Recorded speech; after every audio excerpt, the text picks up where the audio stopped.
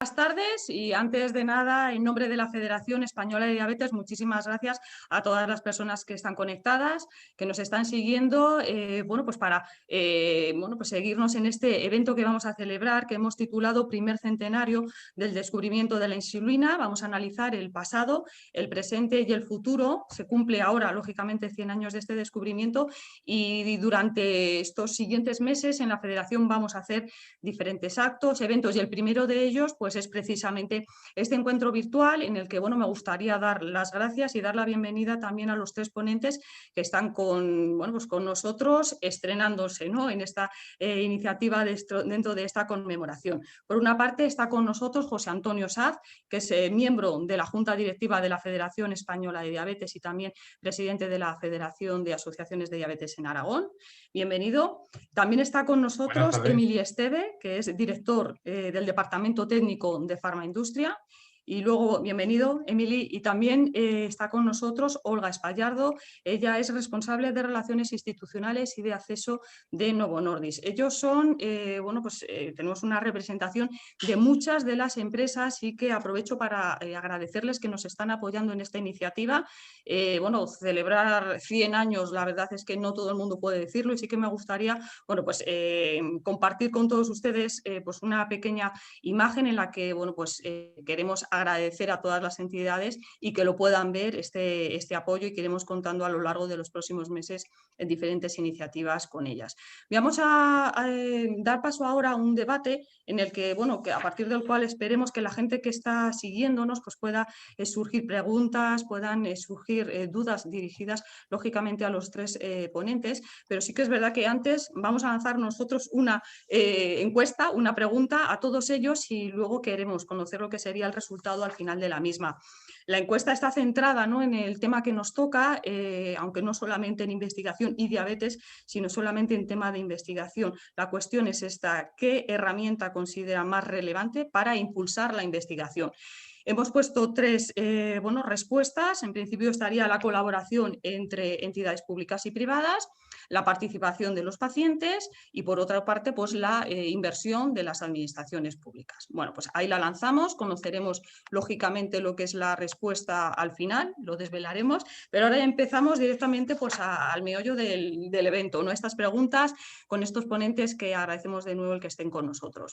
Me gustaría abordar de entrada un poco el de dónde venimos, ¿no?, ya que vamos a abordar el pasado, el presente y posteriormente hacia dónde vamos. Y José Antonio, en este sentido, como representante de los pacientes, sí que me gustaría que hicieras una valoración de cómo se vivió o cómo piensas lógicamente que cambió para las personas con diabetes y también sus familiares un descubrimiento tan potente como el que se hizo lógicamente en 1921, justo hace un siglo, de la insulina. ¿Cómo marcó sus vidas, por decirlo de alguna manera, en cuanto a calidad de vida? Bueno, primero, buenas tardes a todos. Muchas gracias por invitarme a participar en este seminario, taller, debate, acto en sí dentro de la campaña de celebración del primer centenario de la insulina o del descubrimiento de la insulina. Hombre, a ver, evidentemente como paciente y como representante de pacientes hay que valorarlo como muy positivo. No podemos olvidarnos, y creo que eso es lo primero que salta al pensamiento de cualquier persona vinculada al mundo de la diabetes y que nos esté escuchando, es que el descubrimiento de la insulina salva vidas. O sea, hasta ese momento, la diabetes, especialmente la diabetes tipo 1, es una enfermedad mortal, y desde ese momento pasa a ser una enfermedad crónica, una patología crónica. Con lo cual, eso es algo, yo creo que todos hemos visto la foto de Leonard Thompson, del primer niño al que le pusieron insulina, pre y post administración de insulina. Yo creo que eso es evidente y que es algo que no podemos negar. Lo que pasa es que a mí en esta tarde, hoy, me gustaría resaltar un par de detalles más que creo que no se tienen en cuenta de lo que pudo suponer eh, o de lo que fue el descubrimiento de la insulina. Primero, al descubrimiento de la insulina se llega desde el conocimiento de dónde radica el problema para que aparezca la insulina. Es decir, al descubrimiento de la insulina se llega desde el momento en que se sabe que el problema está en el páncreas. Lo cual puede parecer una tontería, algo a lo que yo creo que nunca se le ha dado la importancia que merecería, pero que ha supuesto una serie de investigaciones en otras líneas distintas, no solamente con la insulina, a posteriori. Investigaciones para la recuperación del páncreas, investigaciones para la regeneración del páncreas, para la sustitución del páncreas, para la sustitución, perdón, de la función del páncreas. Y seguramente todo eso viene, creo yo, viene del hecho de saber de dónde viene o dónde se produce el principal problema de la diabetes. El saber que viene del páncreas da pie a que en los años 50 aparezcan los medicamentos orales para la diabetes. Si un problema de la diabetes tipo 1 es que el páncreas no fabrica insulina, pero hay otro tipo de diabetes mayoritaria, donde hay una disminución de la producción de insulina, una disminución de la acción de esa insulina, vamos a utilizar o vamos a investigar medicamentos que ayuden a esa acción. Con lo cual yo creo que tiene esa triple vertiente. O sea, lo más llamativo es evidentemente que salga hoy, pero yo creo que tiene otras líneas de otros efectos, ese descubrimiento que no podemos ignorar y que tenemos que valorar también en este centenario. No sé. Efectivamente. José Antonio, también es verdad que va más allá con otras lecturas, como muy bien has comentado. También, Olga, es cierto que, bueno, desde la perspectiva de las empresas, estamos viendo lógicamente que fue muy potente, ¿no? En el momento en el que se hace este gran descubrimiento, es importante, pero sí que es verdad que, bueno, a lo largo de estos últimos años han sido muchas, son muchas las que están, pero sí que es verdad que en esos inicios hay un compromiso también de manera más estrecha, quizás por parte de Novo Nordisk. Sí que nos gustaría un poco, bueno, ya que estamos analizando un poco el pasado, de dónde viene ese compromiso, ¿no? Y que, bueno, son muchos de vosotros seguro que ya lo conocéis, pero no, y muchos pacientes también, porque estamos introducidos en ese ámbito, pero no todos, y quizás los que nos estén escuchando, pues podría ser, y creo que sería muy interesante saber de dónde viene, Olga. Bueno, en primer lugar, buenas tardes a todos. Gracias, Mercedes, gracias, Fede, por invitarme a este webinar y, bueno, daros la enhorabuena por esta webinar en donde podemos celebrar todos juntos esos 100 años de insulina. También felicitar a Emilio Estevez, por su reciente nombramiento, permitirme esto, porque ha sido nombrado recientemente como académico de la Real Academia Nacional de Farmacia y me apetecía felicitarte, que no hemos tenido ocasión, pues quería felicitarte. Y bueno, contestando un poco a tu pregunta, Mercedes, la verdad es que la historia de cómo nació la empresa Novo Nordisk es una historia tremendamente bonita y muy humana, que se remonta al año 1922, año en el que el matrimonio danés, August y Marie, viajan a Estados Unidos, porque ellos habían oído que había un fármaco para la diabetes. August era profesor de la Universidad de Copenhague y había sido galardonado con el premio Nobel, y Marie era un médico e investigadora de enfermedades metabólicas y, como no, paciente con diabetes tipo 2. Es por eso que el amor y la necesidad de buscar una solución para poder tratar la afección de Marie les lleva hasta Canadá, en donde Canadá conocen a 2 médicos canadienses que están realizando investigaciones sobre la utilización de una insulina procedente del páncreas de bovinos y, bueno, el matrimonio, fascinados por los resultados, consiguieron los permisos para poder producir ese tipo de insulina en Dinamarca. Y junto con otros colaboradores fundan lo que hoy conocéis, Novo Nordisk, en 1923. Ya ha sido mucho tiempo desde entonces, pero 2 años después de esa fecha, justo empiezan a desarrollar otros fármacos para otro tipo de afecciones, como es la hemofilia y el déficit de crecimiento. Por eso, el compromiso que llevamos cada uno de nosotros, de los empleados de Novo Nordisk, va en nuestro ADN, es que es los cimientos de la historia de la compañía. La diabetes ha sido el leitmotiv del nacimiento de la compañía y algo que realmente nos mueve esa búsqueda insaciable por poder dar el mejor tratamiento para el paciente, porque se nos transmite desde el inicio la importancia de esa relación que tenían este matrimonio y a través de la cual hemos crecido todos. Efectivamente, además contáis con una iniciativa también que habéis compartido con muchos pacientes, que es Diabetes Lab. Hacéis también ese recorrido, ¿no? Un poco de la historia y demás, en la que bueno, se ha podido también acercar a los pacientes mucha esa historia, cómo ha evolucionado. Es la de que es, pues es una historia bastante interesante también de conocer, así que gracias también por esta introducción de dónde venimos, ¿no? Por decirlo de alguna manera. Emily, es verdad que bueno, pues lo que se ha visto, todo esto deja patente la investigación, la importancia de la investigación. Hoy podemos decir que en España es una realidad, pero lógicamente bueno, pues la situación hace un siglo, ¿no? Ahora estamos analizando un poco de dónde venimos, no era la misma, y sí que nos gustaría también, haciendo un poquito de historia, que nos comentaras y también incluso que valoraras cuál era la situación de la investigación en España hace un siglo y sobre todo quizás cuáles eran las claves o sus prioridades en ese momento. Emily, cuando quieras, el micrófono cuando puedas. Sí. Pues adelante, cuando quieras. Muchas gracias, Mercedes. Bueno, te intentaré contestar. Esto de que esté ahora en la academia no significa que lo sepa desde hace un siglo. Yo soy bastante más moderno.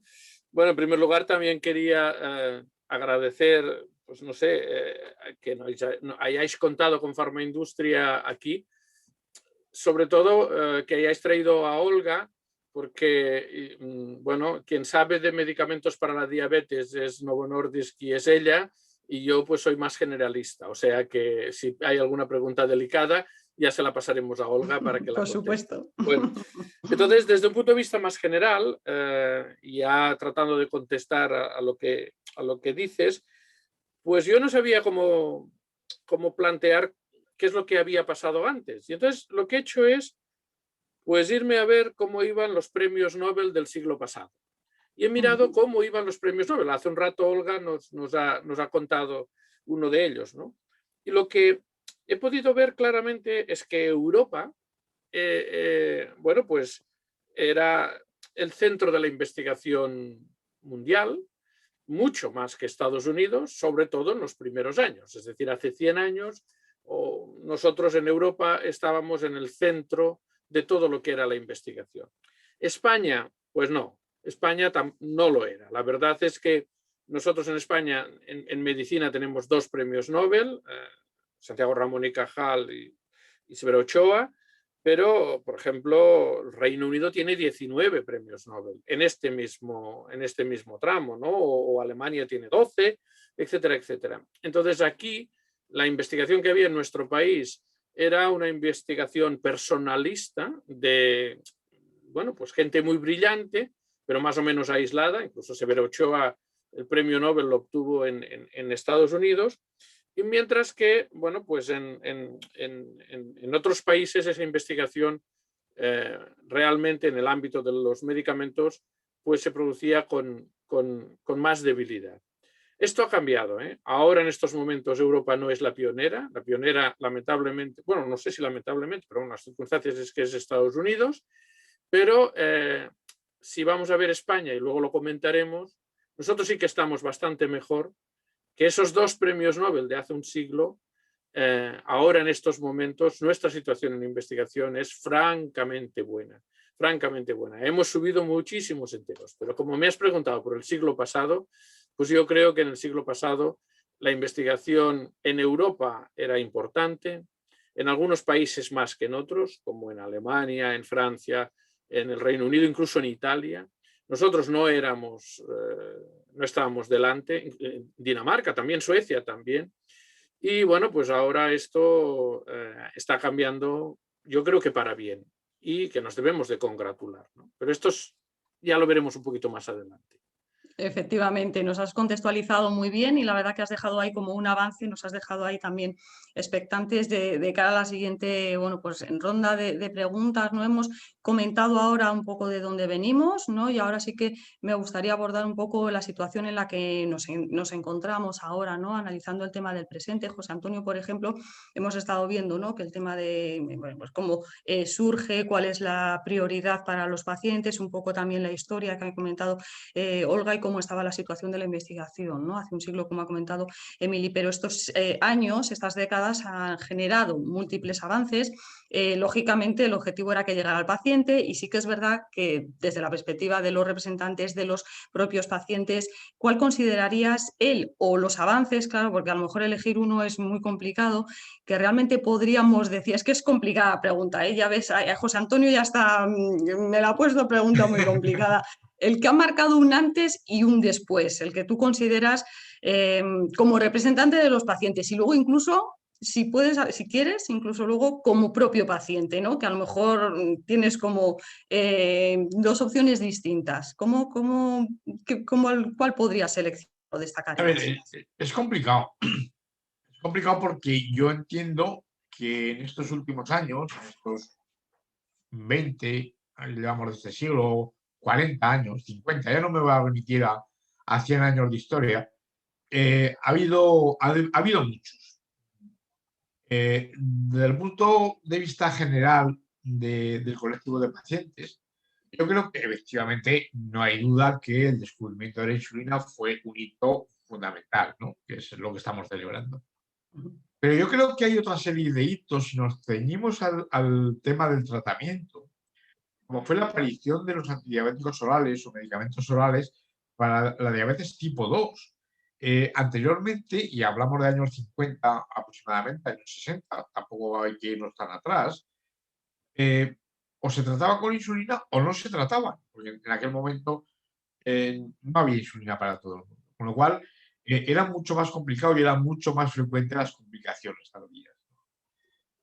Yo creo que ese es un hito importante. Creo que un hito importante también es la aparición de los mecanismos o de las técnicas de determinación de glucemia capilar, o sea, de lo que llamamos hoy autocontrol, autoanálisis. Eso ha mejorado muchísimo la calidad de vida de las personas con diabetes. Luego cuento una pequeña anécdota personal en este sentido, ¿no? Y si nos centramos en el aspecto, digamos, de la insulina, que es un poco el tema que nos trae hoy aquí, yo creo que hay muchos hitos importantes a lo largo de estos años. Yo no diría 100 años, puedo hablar de 100, que es lo que de 50, que es lo que yo conozco personalmente, ¿no? Hemos pasado de unas insulinas porcinas, bovinas, retardadas con sustancias químicas. Yo creo que un hito importante fue la aparición de las insulinas humanizadas inicialmente. Otro hito importante en ese tratamiento fue la aparición de las insulinas humanas. Y creo que hay en esta evolución de la insulina un aspecto muy importante, que es la aparición de los análogos de insulina. Eso, variantes rápidas, lentas, ultralentas, en todas las variantes. ¿Por qué? Porque eso ha permitido adaptar el tratamiento de la diabetes, especialmente la diabetes tipo 1, a la vida de cada persona y no a la inversa. Y aquí, si quieres, hago una pequeña apunte personal. Yo fui diagnosticado de diabetes hace algo más de 50 años. Yo he visto salir camiones congeladores del matadero industrial de Calamocha, al lado de mi pueblo natal, con los páncreas congelados hacia Dinamarca. Luego nos lo devolvían con insulina porcina, con protamina, que lo hacía retardante, lo hacía retardado. La insulina rápida no aparecía o no se utilizaba más que de uso sanitario hospitalario. Insulinas intermedias, la Insulatal famosa o la Monotal, que tenían 16 horas de efecto, una curva de efecto parecida a una campana, con lo cual te obligaba a unos horarios estrictos de inyección, unos horarios estrictos de comida y una serie de comidas estrictas. Pero eso con los análogos de insulina se rompe. Flexibilizamos tratamiento y adaptamos el tratamiento a la forma de vida de cada uno de nosotros. Yo creo que eso fue un paso fundamental en la calidad de vida de las personas con diabetes. Claro, si volvemos a esa experiencia personal, yo realicé mis primeras determinaciones o autoanálisis con unas pastillas de sosa que se echaban 5 gotas de orina en un tubo de ensayo, 10 gotas de agua y una pastilla que hervía. De ahí a los sistemas de monitorización que tenemos ahora, hay todo el mundo. Y como decía Emily, yo no tengo 100 años, pero tampoco me considero excesivamente mayor. ¿No? Quiero decir que esto ha sido en una fase de tiempo muy pequeño. Entonces, quizá estamos esperando algo que no llega, pero quizá nos hemos olvidado o nos olvidamos muchas veces de todo lo que tenemos. Y para mí, en el mundo de la insulina, la aparición de los análogos ultra rápidos, lentos, ultra lentos, ha sido fundamental y ha marcado, creo que ha marcado un hito en la calidad de vida de la persona con diabetes tipo 1. Magnífico, José Antonio. Mercedes, Sí, adelante. Por ¿puedo supuesto. preguntarle una cosa a José Antonio? Por supuesto. Así, vamos a ver. Adelante. Como ha comentado Olga, yo hace 2 días hice un discurso hablando de la innovación incremental y puse como ejemplo de una cosa buena las plumas de autoinyección de insulina. Básicamente porque yo me acuerdo que yo cuando terminé la carrera empecé a trabajar en una farmacia y bueno, luego hice la oposición, pero trabajé unos meses en una farmacia y vendíamos las jeringuillas de insulina en la farmacia había una serie de personas que venían a buscar las jeringuillas de insulina por una parte y luego por los viales. Claro, actualmente ya no se debe ni de concebir la administración en jeringuilla de insulina. No. Entonces, claro, yo en mi discurso de la academia hice mucha propaganda de las plumas de autoinyección como un avance relevante y ahora va José Antonio y no dice nada de las plumas de autoinyección. Y claro, me he quedado, ya sé que es más importante lo que has dicho de las insulinas que se puedan administrar. Bueno, en fin, pero claro, las plumas también me parece que es algo, aunque sea solo el envoltorio, pero hombre, es importante, ¿no? ¿Nos puedes comentar un poco cómo lo ves? Sí, es muy importante. Yo puedo comentar anécdotas, es muy importante. Yo he utilizado jeringa de cristal que había que hervir en agua, sobre todo en Aragón, en agua con vinagre porque si no la cal la sustituía. Aquellas agujas de cabeza de metal dorada que utilizaban los farmacéuticos y los boticarios, enfermeros, que había que hervirlas, que tenían como 20-25 milímetros de longitud, ahora estamos hablando de 4. Con 1 o 2 milímetros de grosor, ahora estamos hablando de 0,25. Todo eso ha evolucionado, pero es que yo, yendo ya de mayor de edad, de monitor de campamentos, que ahora decimos, entonces se llamaban colonias de niños con diabetes, había terminado primero de medicina y me llevaban de ayudante del enfermero. Y una de mis funciones era afilar las agujas de la inyección de insulina, porque claro, había 100 niños y no había dinero para comprar 100 agujas para cada inyección. Y eso yo lo he vivido. Entonces, claro que efectivamente valoro, claro, y la calidad de administración y de tratamiento que nos ha proporcionado los sistemas de ahora. Y cuando llegó el primer NovoPen con aquellos cartuchos recargables de insulina, intercambiables, bueno, fue toda una novedad. Y el Insujet con aquellas agujas que llevaba aguja por los 2 lados, porque al enroscarla perforaba el cartucho.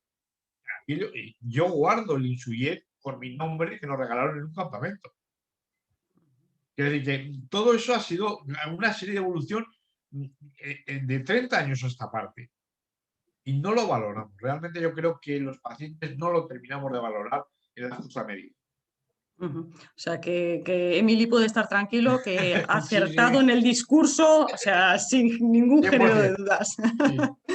Muy bien, gracias también José Antonio y Emily también por la pregunta y la contestación. Olga, también es verdad que la pregunta también estaba en este sentido, quizás lo mismo ya no te han dejado ninguna opción más, pero sí que me gustaría pues darte también la palabra y después de toda tu experiencia, el recorrido, todas las avances, descubrimientos que ha habido, tanto en el general, en insulina, como quizás de manera más concreta que que es lo que conoces más en Novo Nordisk, ¿cuál considerarías también esa investigación, ese avance en el que consideráis vosotros que podría estar esa mayor calidad de vida que se ha podido proporcionar al paciente en estos años de investigación, desde vuestra perspectiva, Olga? Pues bueno, Mercedes, es verdad que José Antonio y Emily han comentado algunas de los hitos más relevantes de lo que han sido los avances.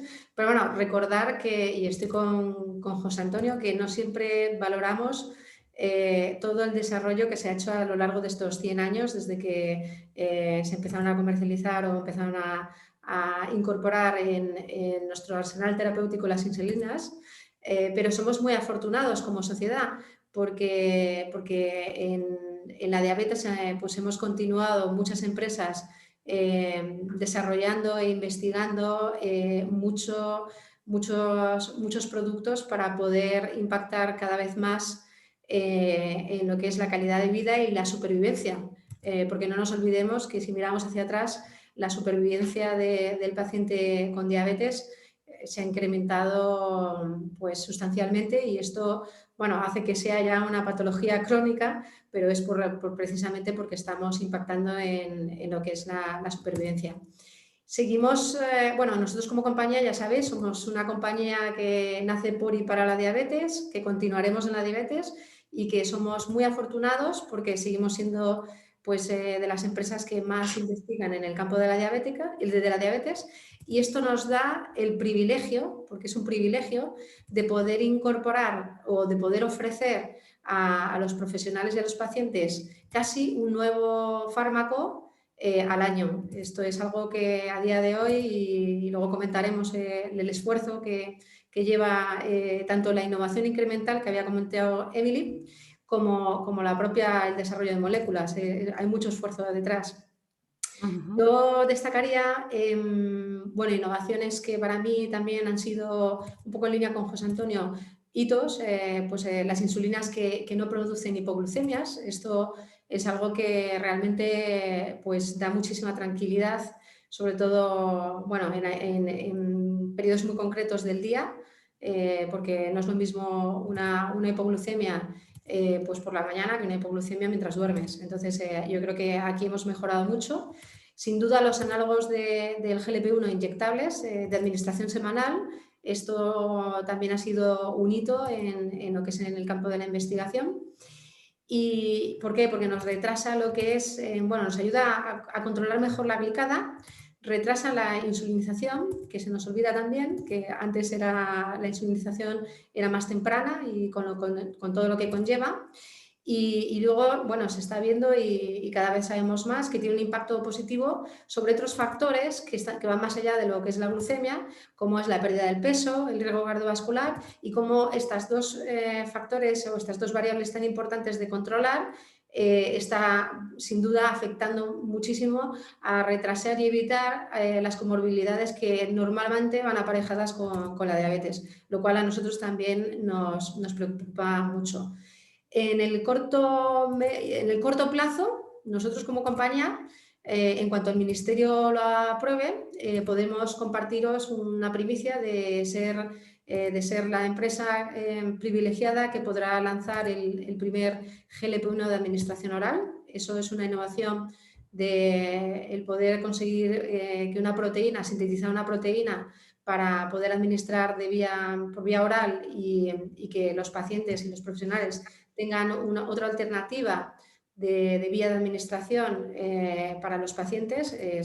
Creemos que va a ser una de los fármacos que contribuyan a este arsenal. Y además hemos sido reconocidos por la EMA, digamos que la Agencia Europea del Medicamento, precisamente esta molécula, este fármaco que os estoy comentando, como una gran innovación en lo que ha sido este año.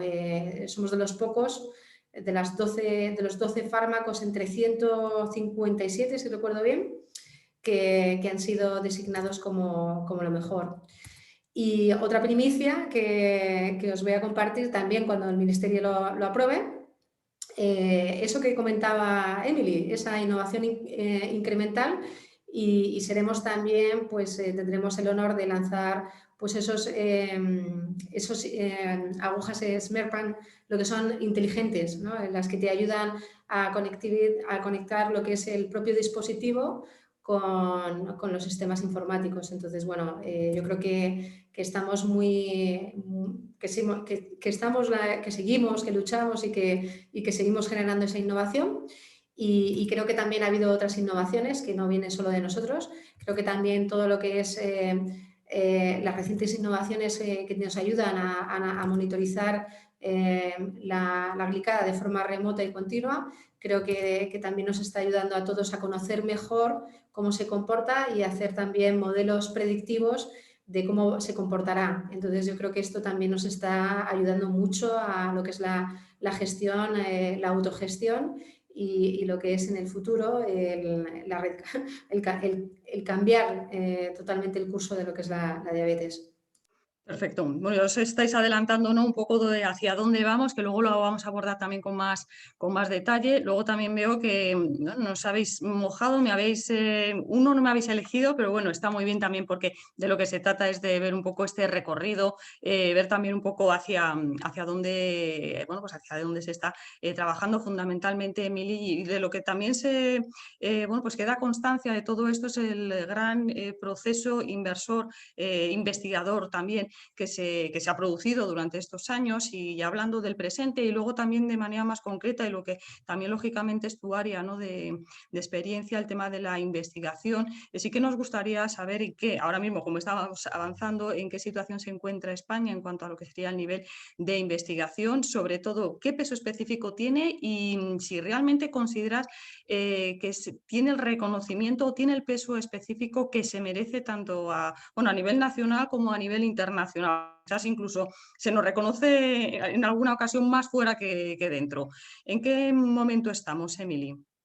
Pues estamos en un buen momento, en un muy buen momento. Por decirlo de alguna forma, el 80% de toda la investigación que se hace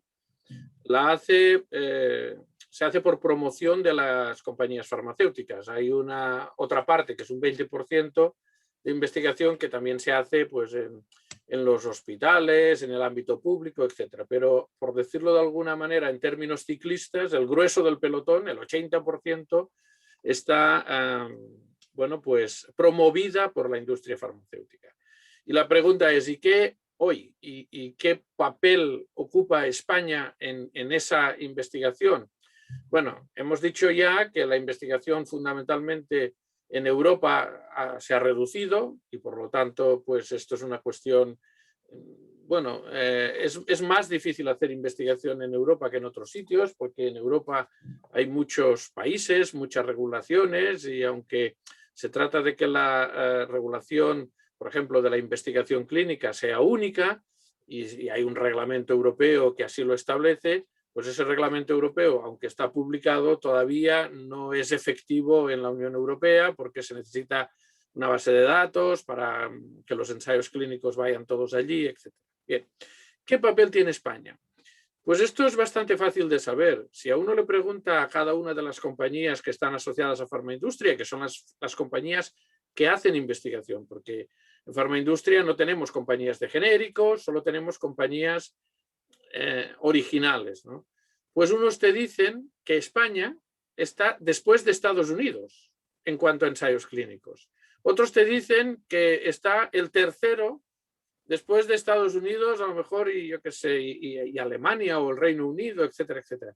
Pero que estamos, por decirlo de alguna manera, entre los 5 primeros en muchas y grandes compañías en el ámbito de la investigación clínica. Una cosa es la investigación clínica. Sabéis que para desarrollar un medicamento pues hay muchos pasos. Está la investigación preclínica, la investigación básica y al final de todo, la más importante es la investigación clínica. Nosotros en España hemos tenido la suerte primero de que las compañías farmacéuticas invierten pues alrededor de los 1.000 millones de euros anuales. En algún año en el 2009, en el 2010 bajó un poco a 900 y ahora hoy estamos en 1.200 millones. O sea que estamos más o menos alrededor de esas cantidades. Ese es el primer elemento. Incluso en época de COVID no hemos notado que haya bajado demasiado la investigación en otras patologías. Algunos ensayos se han cerrado, pero en general se ha mantenido muy bien la investigación. Y un elemento muy importante de que estemos así es que en nuestro país hemos logrado abrir un buen diálogo con las administraciones. El regulador de la investigación clínica es la Agencia del Medicamento. La Agencia del Medicamento es la que tiene que autorizar los ensayos. Tenemos una red de comités de ética que también valoran en defensa de los pacientes, bueno, pues que los ensayos estén bien diseñados y los protocolos sean correctos. Y hemos establecido un diálogo suficiente como para que España sea un buen país para hacer investigación. Por otra parte, tenemos unos muy buenos profesionales y un sistema sanitario que está muy bien organizado en red, etc. Entonces, todas estas características hacen que seamos atractivos. Pero es que la prueba del 9 es cuando una compañía americana te dice que en España es el país que hace más ensayos después de Estados Unidos, pues ya no hace falta preguntar gran cosa más. Esta es la situación actual. Y lo que decía de la administración es tan relevante. Dijéramos, en Europa la regulación de los ensayos clínicos se reguló por un reglamento y en España se hizo una transposición parcial de este reglamento. Los reglamentos no se pueden transponer íntegramente, pero una parte sí. Y en ese Real Decreto se dice, oiga, nos interesa muchísimo que en España haya investigación. Esto, cuando lo dice una norma y luego se aplica en la práctica, pues es muy atractivo para las compañías hacer investigación, y de esto se están beneficiando no solo las compañías, sino también el propio sistema sanitario, que ha visto que a los hospitales les interesa que haya investigación. ¿Por qué les interesa que haya investigación? Primero, porque la investigación es una aportación económica, esto es evidente. Segundo, porque sus profesionales están, si me permitís la expresión, en la cresta de la ola, es decir, donde hay investigación y ensayos, pues naturalmente los profesionales están a la última.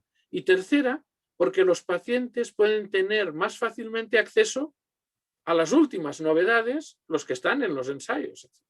Entonces, todo esto es muy beneficioso y realmente, y luego cuando hablemos del futuro, pues nosotros no solo lo queremos anclar, sino que lo queremos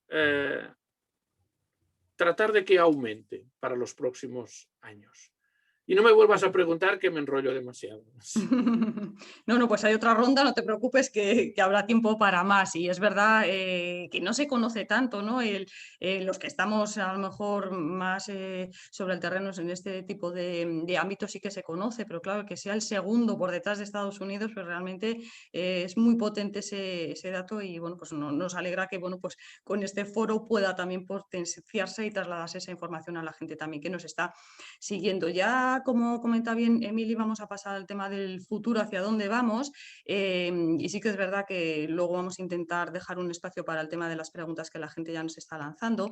Y quizás, José Antonio, aquí también es complicada la pregunta, es decir, ha habido muchos avances, muchas novedades que han contribuido a la calidad de vida, pero desde tu perspectiva, y ya es algo de opinión, ¿no? Y un poco de la bola de cristal, ¿consideras que lo mejor está todavía por llegar? ¿O ya después de esto ya la cura?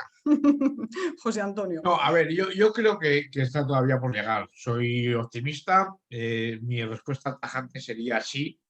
Lo mejor está por llegar, sin duda. Partimos de un punto mucho mejor del que se partía hace 40 o 50 años y mucho mejor del que se partió hace 100 años, con lo cual yo creo que evidentemente está por llegar. Se ha avanzado mucho en el mundo, o sea, en el ámbito del tratamiento. Se ha avanzado enormemente en el ámbito del control, como bien comentaban antes Emily y Olga. Se ha avanzado en casi todos los ámbitos, incluso en el ámbito social, ¿no? En el entorno de la diabetes. Pero todavía nos falta algo. Nos falta lo que todas las personas con diabetes y todos los familiares están y estamos esperando. Es la solución a la diabetes. Yo no me atrevería a decir tanto la curación, pero sí la solución a la diabetes. ¿Y a qué me refiero con esto? Yo no sé si esa solución va a ser una pastilla que como decía Olga, una GLP-1 oral que nos solucione todos los problemas. Yo no sé si va a ser un mecanismo de regeneración del páncreas o de la función del páncreas. No me atrevo a decir si va a ser un mecanismo de ingeniería que suplante, sustituya o realiza la función del páncreas. No lo sé. Tampoco me atrevo a decir si será en 5, 10, 15, 25 o 50 años. Creo que la bolita de cristal no la tenemos todavía ninguno de nosotros. Pero yo creo que sí, que vamos, yo soy optimista y yo estoy convencido de que lógicamente está por llegar algo mucho mejor de lo que tenemos ahora.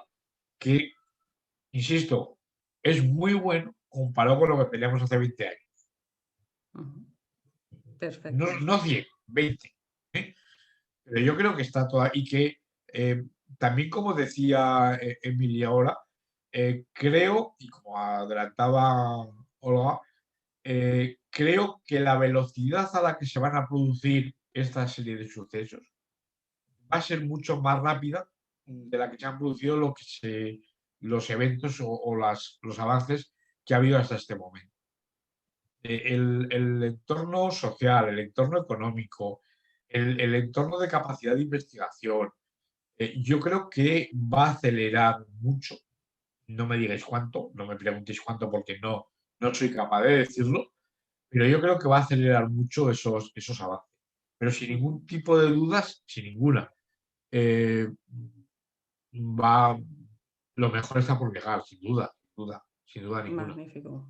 Sí, yo creo que, bueno, de hecho se sigue investigando, así que, ¿verdad, José Antonio? Será por algo, porque Claro. algo mejor está y así esperan, lógicamente, los pacientes por llegar. Lógicamente también, Emily, en todo esto, para investigar algo tan importante y hay que ponerlo sobre la mesa también es el tema de la inversión, todo el esfuerzo económico que se hace por parte de las compañías para lograr, lógicamente, el poner los recursos necesarios para hacer la investigación, lógicamente, bueno, pues a esos nuevos medicamentos para ponerlos al alcance de los pacientes.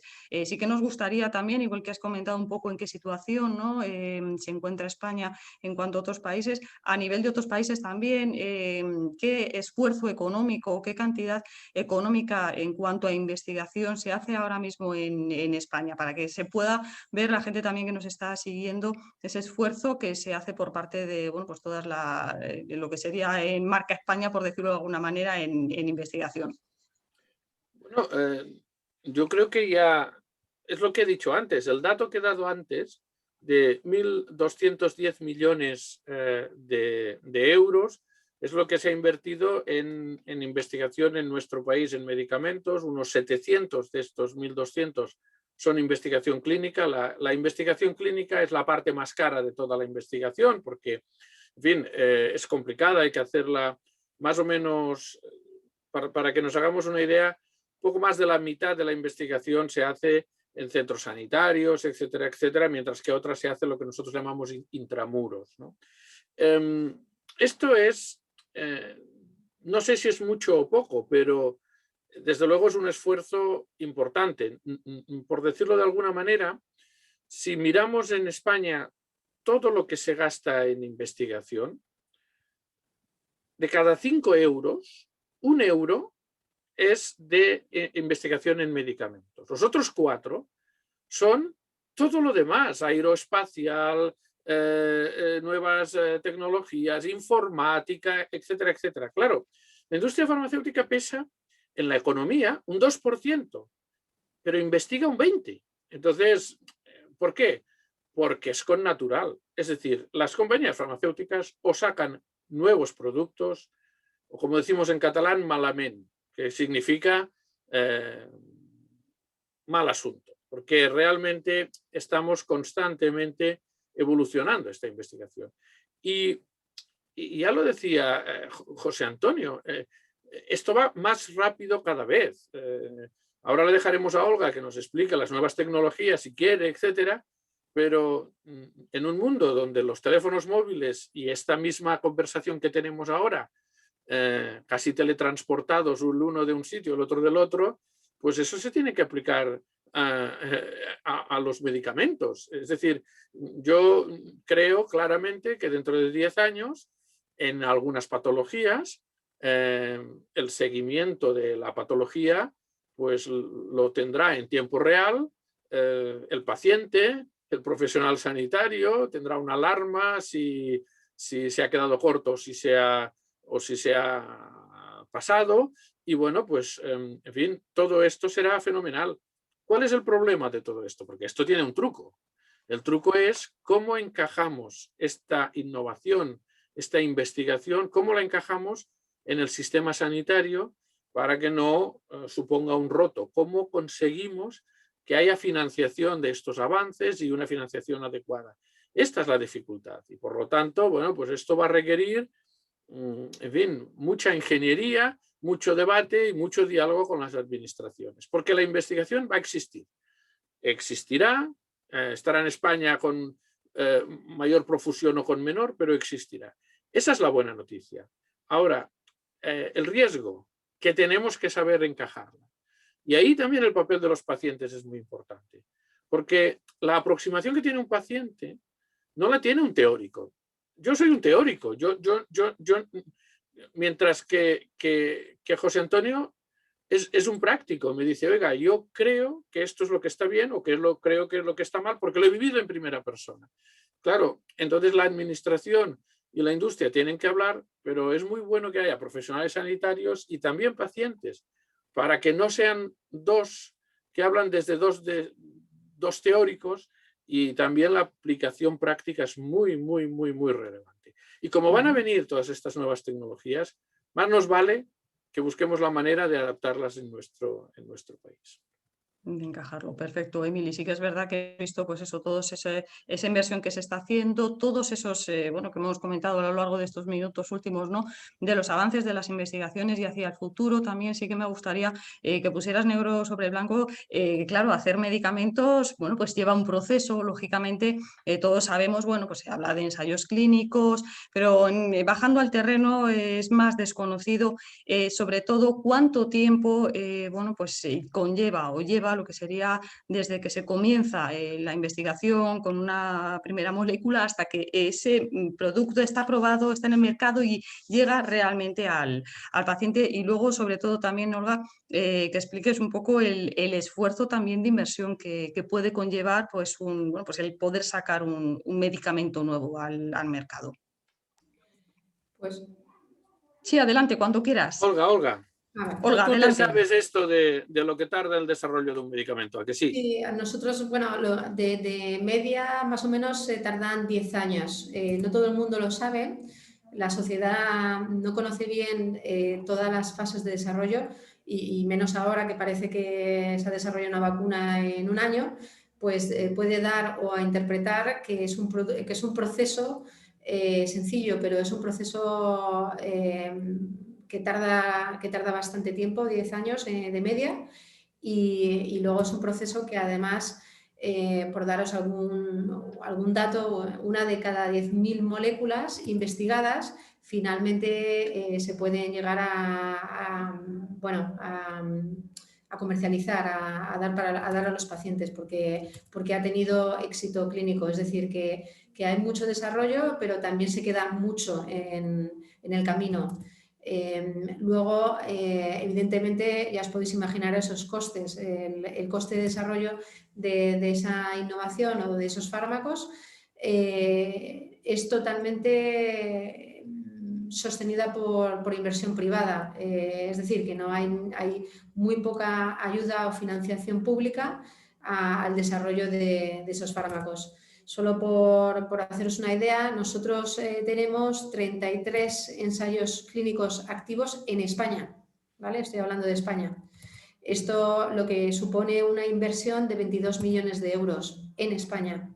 Imaginaros, os estoy hablando solo de España, imaginaros todo lo que es Novo Nordisk alrededor de los países y del mundo, ¿no? La inversión que hacemos en lo que es la investigación es muy fuerte. Somos una empresa con mucho foco a lo que es desarrollar nuevos fármacos, con lo cual estoy ahí con José Antonio y con Emily en ser optimistas, en el sentido de que estamos siendo cada vez más ágiles o estamos teniendo capacidad para invertir en el desarrollo, y esto da tranquilidad de que no va a ser una áurea terapéutica lo que es la diabetes que se quede lamentablemente obsoleta o sin interés para las compañías en el desarrollo, porque hay otras áreas terapéuticas o otras enfermedades donde lamentablemente pues no tienen ese nivel de interés o de inversión y bueno, afortunadamente estamos en un terreno que desde el punto de vista de investigación es muy saludable. Prevemos más o menos que en el año 2022 vamos a duplicar el número de ensayos clínicos. Eso es una esperanza muy buena para nosotros como compañía y para todos los pacientes que están escuchando esta webinar, porque es verdad que muchas de las cosas que observamos que son necesidades que no están cubiertas, pues es donde estamos dedicando el foco de investigación y en algunos casos pues estamos avanzando. Emily ya dijo que, bueno, que el desarrollo, esos 10 años, pasa por distintas fases. Y esas fases es lo que tardas tanto tiempo, porque al final el desarrollo es para personas, es decir, tenemos que asegurar que cuando lo incorporemos en el arsenal terapéutico pues tenga unas condiciones de calidad y seguridad pues apropiadas para no producir daños en lo que es la salud de los pacientes. Sí. Así que en sí. muy optimista. Yo quería solo hacer dos apuntes. A ver, hay unos 8.000 candidatos en desarrollo en el mundo, pero cada año se autorizan, pues ahora nos lo ha dicho Olga, no miles ni centenares, se autorizan decenas. En Estados Unidos, como nueva molécula, se han autorizado los últimos 10 años 41 de media. Y esto está muy claro, demuestra lo difícil que es. Hay muchos candidatos que se quedan en el camino y por lo tanto, bueno, nosotros ¿qué hemos contado aquí? Hemos contado las buenas perspectivas, que son, vamos a tener, pues eso, 50, 60, 70 medicamentos cada año que son muy importantes y que son transgresores. Pero también es verdad que se quedan muchos otros en el camino, porque es muy difícil, es caro, es largo y es complicado. Yo prefiero siempre explicar lo que ya sale de todo ese proceso, porque explicar el proceso pues también se puede hacer, pero de una tendencia optimista, y lo que hay que ver es lo del final, ¿no? Magnífico. Muy bien, pues teníamos otra pregunta, pero sí que es cierto que vamos a dar paso a Elsa, que está gestionando todo el tema del chat, y sí que me gustaría que hiciera una selección de 3 preguntas, uno para cada uno de nuestros ponentes, antes de poder despedir el evento. Así que cuando quieras, Elsa, que nos están preguntando así como una selección de lo que ha llegado. Hola, muy buenas tardes. Bueno, me gustaría preguntarle a José Antonio, el primero, una de las preguntas que nos han hecho llegar desde las asociaciones de pacientes. José Antonio, ¿recibís consultas sobre nuevos tratamientos para la diabetes? Bueno, a ver, yo puedo hablar por la mía, ¿no? Yo puedo hablar por lo que yo conozco. Yo creo que en líneas generales sí. O sea, recibimos consultas de pacientes sobre los nuevos medicamentos, pero seguramente porque la información que se les transmite no es una información completa. Yo tenía apuntado y luego hablaremos. Yo recuerdo que en un momento dado mi endocrino, buen amigo, me dijo: mira, te voy a cambiar de insulina porque esta va a ser más cómoda para ti. Yo pensé, ¿y por qué no dejas que yo decida lo que es más cómodo para mí? ¿No? ¿Qué pasa? Que seguramente si me hubiera dado toda la información sobre esa nueva insulina, yo no hubiera tenido dudas. Como no me informa, yo tengo dudas y busco soluciones o busco respuestas. La respuesta más cercana es mi asociación. otro lado, debo decir también que muchas casas comerciales, fundamentalmente de aparatajes, no tanto de medicación, que no tenemos nada que hacer las asociaciones, muchas veces vienen a presentar sus innovaciones a las asociaciones, con lo cual podemos ofrecer esa información, ¿no? Incluso se están probando aparatajes que todavía no están en el mercado dentro de las propias asociaciones.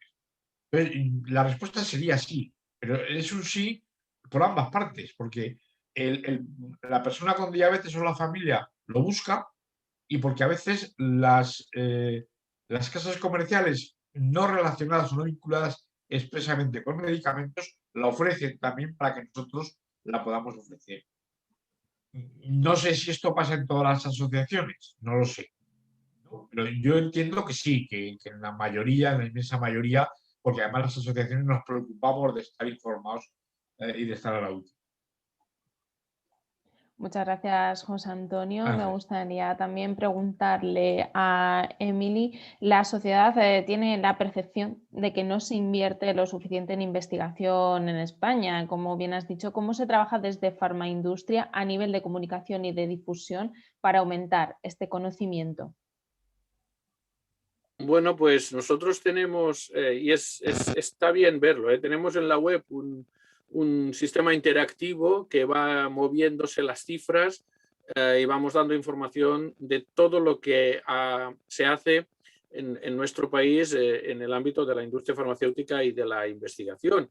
Entonces, por ejemplo, sacamos una nota de prensa cada año con todos los datos de lo que se llama la encuesta de I+D y ahí pues se puede obtener una información cabal, progresiva, de bueno, pues dónde se investiga, en qué sitios, si es en hospitales públicos o en privados, en qué zonas geográficas. Y luego también en nuestra web es muy recomendable visitar una plataforma de medicamentos innovadores, que es la que explica cada mes o con más frecuencia si es necesario, pues todos los hitos que se van alcanzando en la investigación. Entonces, bueno, hay un proyecto que se llama BEST, que es, bueno, pues hace el seguimiento de toda la investigación en todas las áreas y cada 6 meses hace un informe, asústense, de 800 diapositivas, donde está perfectamente detallado por áreas terapéuticas, por centros, etcétera, etcétera, todo lo que es la investigación. En fin, ahí es donde está la investigación y luego, ahora últimamente también hacemos vídeos de estos de muñequitos, etcétera, etcétera, para tratar de que bueno, pues tengan un cierto atractivo más esta información. Muchas gracias, Emily. Olga, hemos hablado de la mejora de la calidad de vida de los pacientes gracias a la investigación, pero ¿qué otros beneficios tienen los avances científicos para la sociedad en general, teniendo en cuenta que todos somos o seremos pacientes algún día?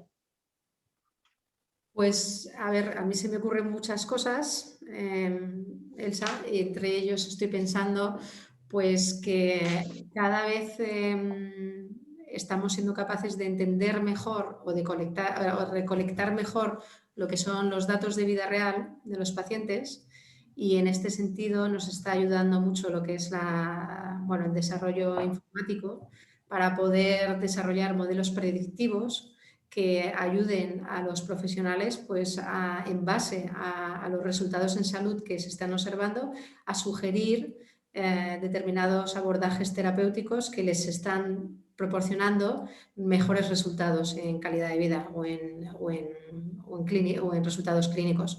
Esto, si lo sumas con que cada vez tenemos dispositivos inteligentes que también es capaz de recolectar esos datos y sistemas de monitorización en tiempo real, bueno, pues yo creo que se nos abre unas oportunidades de futuro de todo lo que es ingeniería de datos y de todo lo que es la inteligencia artificial que nos va a permitir ser mucho más escrupulosos o una medicina más personalizada. De entender mejor cómo se está comportando el tratamiento que le estamos ofreciendo al paciente y cómo ese perfil de paciente va a tener un desarrollo, una evolución satisfactoria de su enfermedad en base al resto de los pacientes que tienen más o menos su tipología. Yo creo que aquí es donde hay mucho campo de oportunidad, aquí es donde se está avanzando mucho gracias al desarrollo tecnológico y la verdad es que pasar de una medicina personalizada y una medicina casi de vida real, en tiempo real, es algo que sin duda va a ser una evolución, no solo para la diabetes, sino para muchas enfermedades. Muchas gracias, Olga. Muy bien, muchísimas gracias, Elsa. Teníamos una pregunta más, pero bueno, no nos da tiempo, pero sí que antes de que Elsa nos dé el resultado de cuál ha sido la participación, ¿no?, de la encuesta que hemos lanzado, me gustaría lanzároslo a vosotros, a ver si coincidís con, bueno, pues con la mayoría de la gente que nos ha seguido. Comenzando por ti, José Antonio, y os repito la pregunta, ¿qué herramienta consideras más relevante para impulsar la investigación? Hemos dicho colaboración entre entidades públicas y privadas, la participación de los pacientes o la inversión de las administraciones públicas. José Antonio, ponte el sonido, por favor. Ahora. Es complicada. A ver, Puede contestar. no, a ver, Bueno, sí, es complicada, yo lo tengo muy claro. Yo creo que tiene que ser una colaboración como toda la vida. Tiene que ser un espaldarazo desde las entidades públicas, apoyando fundamentalmente la inversión privada, que como decía Emily, y yo estoy seguro, sé que es importante. Pero ese espaldarazo tiene que ir no solamente en el aspecto económico, que parece que es lo que a todo el mundo nos mueve, sino un espaldarazo de apoyo institucional, de facilidad para luego que esas moléculas que llegan a término puedan ser comercializadas, que no se pierdan X años en un cajón hasta que les den la autorización para la comercialización. Yo creo que tiene que ser una colaboración no solamente económica, que también, sino en otros muchos sentidos y en otros muchos niveles, ¿no? Es mi opinión. Perfecto, pues Olga, por tu parte, ¿qué herramienta consideras más relevante para impulsar la investigación? ¿Colaboración público-privada, participación de los pacientes o la inversión de la administración pública? A ver, yo no concibo el desarrollo sin la participación de los pacientes y hablo del desarrollo en general. El desarrollo de fármacos, el desarrollo de modelos asistenciales nuevos, o sea, no concibo ningún desarrollo para el paciente sin el paciente, ¿no? Por lo cual lo metería dentro de la colaboración y iría público-privada. Creo que la colaboración público-privada es necesaria. Ahí tenemos también que evolucionar mucho, sobre todo en la parte de confianza y transparencia. Yo creo que ahí es donde hay también margen de mejora y para mí, sin duda, no sabría, o sea, tendría que incorporar al paciente dentro de la colaboración. No lo vería como una variable, yo hubiera elegido las dos. Sí, un poco en la línea también de José Antonio, ¿no? Un poco de esa colaboración, la clave es quizás la colaboración. Bueno, Emily, por tu parte. Pues yo me alegro mucho de que nos hayas hecho otras preguntas y no estas tres al principio, porque hubiera sido muy complicado. A ver, la industria, la administración sola, ya sabemos que sola no puede hacer nada. Y esto ya lo hemos visto en algunos países donde, bueno, pues por sí misma. La industria tampoco sola no puede hacer nada, entre otras cosas porque la investigación en medicamentos pues necesita la participación seguro de los pacientes.